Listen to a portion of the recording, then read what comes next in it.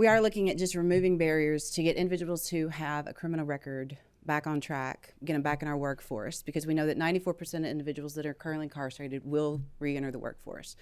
A lot of them are going through different trades. We want to make sure before they invest in their time and energy in these trades, in this education, that they are not going to be automatically disqualified due to what their criminal record shows.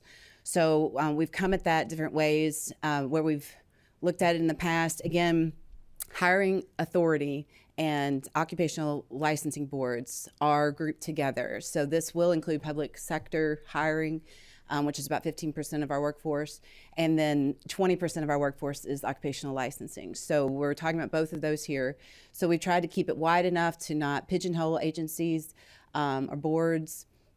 Some don't even ask that question, so we didn't want to make them ask the question if they weren't already. Some of their turnaround times vary based on, for example, the engineers are meeting quarterly. We want to make sure that we give them ample time, but without leaving someone hanging on the line.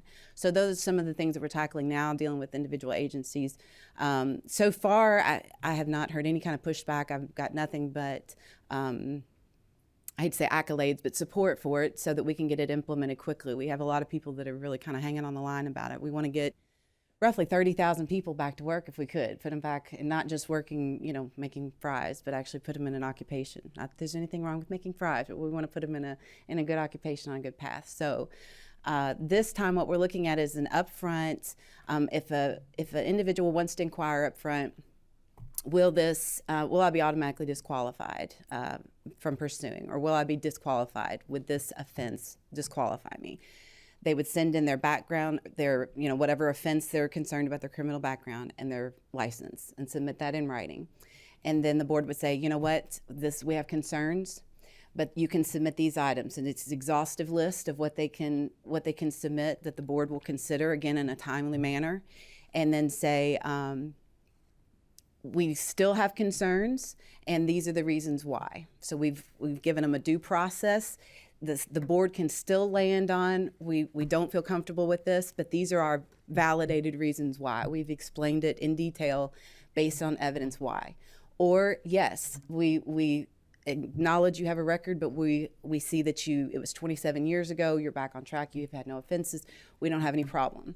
And then that would be bonding on that board. So as long as there was nothing that was undisclosed, or there was nothing, not a new criminal offense, they would be binded that they would not be disqualified based on that.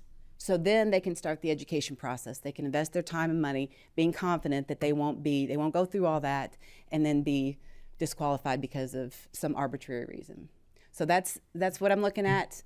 If you have any suggestions or want to chime in on it, I'm always open.